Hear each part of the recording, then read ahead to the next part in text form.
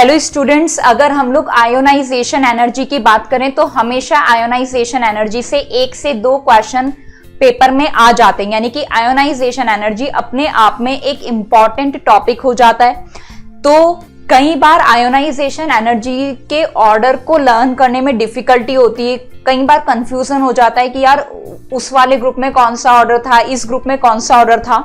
तो मैं आज आपको कंसाइसली बताने वाली हूं कि आयोनाइजेशन एनर्जी में एक्सेप्शंस कहां से कहां तक आते हैं। अगर हम लोग नॉर्मल ऑर्डर की बात करें तो अगर हम लोग किसी भी ग्रुप में अप टू डाउन मूव करते हैं तो अप टू डाउन मूव करने पर आयोनाइजेशन एनर्जी जनरली डिक्रीज होती है। जैसे कि अगर हम लोग ग्रुप 1 और ग्रुप 2 की बात करें, एल्कली और एल्केलाइन अर्थ मेटल्स की बात करें, तो वहां पर अप टू डाउन जाने पर आयोनाइजेशन एनर्जी डिक्रीज होती है।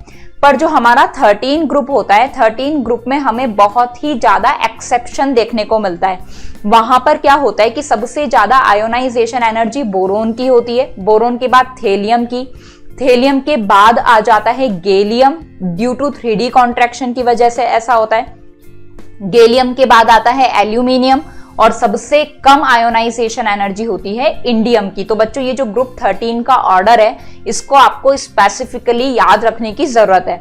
इसके बाद अगर हम लोग ग्रुप 14 की बात करें तो ग्रुप 14 में हमारे पास जो ऑर्डर आता है वो आता है नॉर्मल ऑर्डर, यानी कि सबसे ज्यादा आयोनाइजेशन एनर्जी होती है कार्बन की, फिर होती है सिलिकॉन की, फिर होती है जर्मेनियम की। अब यहाँ पर जो एक्सेप्शन हमें ऑब्जर्व होता है वो होता है टिन और लेड में, क्योंकि लेड में 5D सीरीज का इंट्रोडक्शन हो चुका होता है तो वहां पर हमें F कॉन्ट्रैक्शन की वजह से लेड की आयोनाइजेशन एनर्जी टिन की आयोनाइजेशन एनर्जी से ज्यादा होती है। एज इट इज ऑर्डर में एक्सेप्शन हमें देखने को मिलता है ग्रुप 15 में।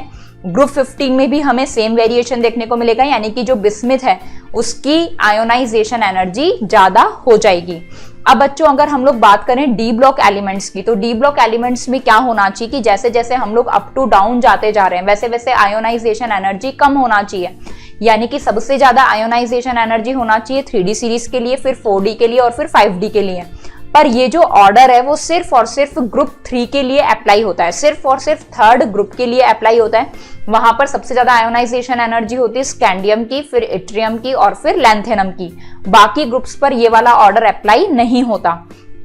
ये जो ऑर्डर है वो सिर्फ और सिर्फ 7, 8, 9, 11 और 12 इन्हीं ग्रुप्स के लिए अप्लाई होता है। अब जो नेक्स्ट ऑर्डर है वहां पर क्या होता है बच्चों की सबसे ज्यादा आयोनाइजेशन एनर्जी होती है 5D की, उसके बाद में होती है 4D की और फिर होती है 3D की। पर ये वाला जो ऑर्डर है वो हमें सिर्फ और सिर्फ 4, 5, 6 और 10th ग्रुप के लिए ऑब्जर्व होता है। तो बच्चों मुझे ऐसा लगता है कि ये वीडियो आपके लिए बहुत ज्यादा हेल्पफुल होगा और आप इससे आयोनाइजेशन एनर्जी को कंप्लीट कर पाएंगे। Thank you.